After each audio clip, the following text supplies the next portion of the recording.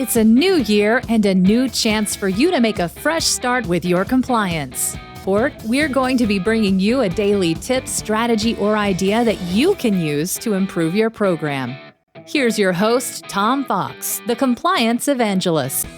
Day 13, Institutional Justice and Fairness. Companies have finally come to realize that institutional justice and fairness are perhaps the most basic tenet of any successful workplace. If employees believe they will be treated fairly, it will engender a level of trust that can work to not only simply motivate employees, but to lead to a more successful workplace and, at the end of the day, a more profitable company.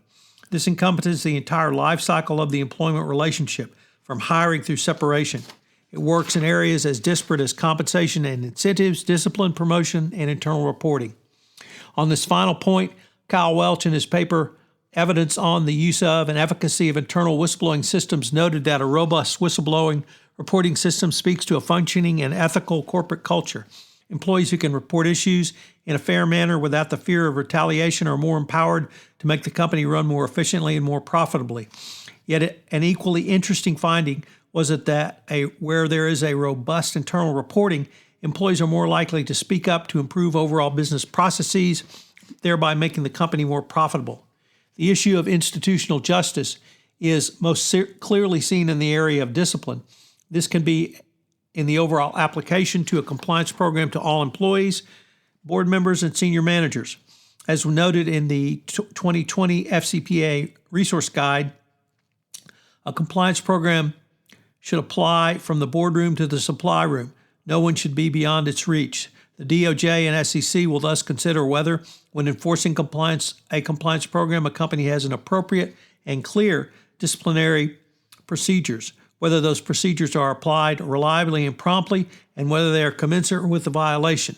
This mandate was brought forward from the 2017 FCPA Corporate Enforcement Policy, which stated, appropriate discipline of employees, including those identified by the company as responsible for the misconduct, either through the direct participation or failure in oversight, as well as those with supervisory authority over the area in which the criminal conduct occurred.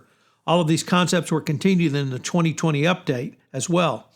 The 2020 update laid out mandates in human resource process and consistent application.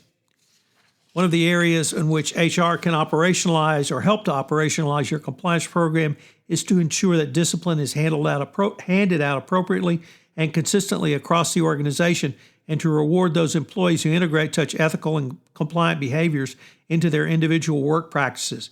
In addition to providing a financial incentive for ethical behavior, it also provides a sense of institutional justice. Institutional justice comes from procedural fairness and is an area that will bring credibility to your compliance program.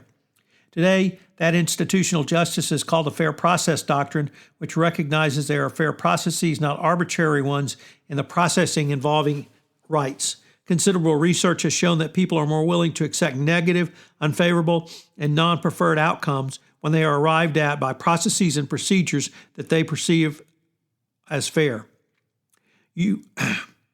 As you incorporate the Fair Process Doctrine into your compliance program, there are three key areas to focus on. Number one, administration of discipline. One area where the Fair Process Doctrine is paramount is in the administration of discipline after any compliance-related incident. Discipline must not only be administered fairly, but it must be administered consistently across the company for the violation of any company policy. Failure to administer discipline uniformly will destroy any vestige of credibility that you may have developed. Likewise, there are real consequences for employees who violate your compliance program. If regulators come knocking and you have not disciplined employees for code of conduct or other compliance violations in multiple years, the DOJ and SEC will conclude quickly that you are not serious about your compliance program. The fair process means that you must discipline those who engage in compliance violations, no matter what their position is within the organization.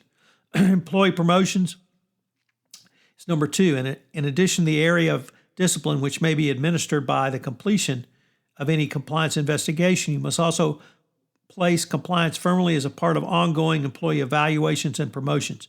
If your company is seen only to advance and reward employees who achieve their numbers by whatever means necessary, other employees will certainly take note, and it will be understood that management evaluates and rewards on employees on that topic alone. 3, internal investigations.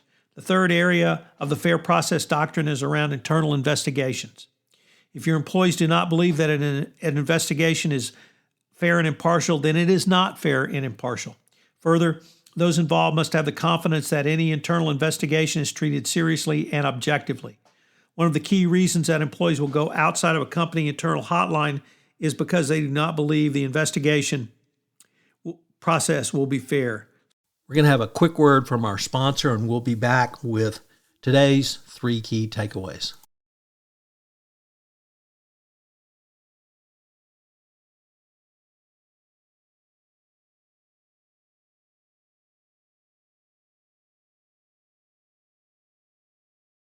So what are today's 3 key takeaways? Number 1, the SEC and DOJ have long called for appropriate and consistent application of both incentives and discipline. 2, the Fair Process Doctrine will help set institutional justice as the norm in your organization.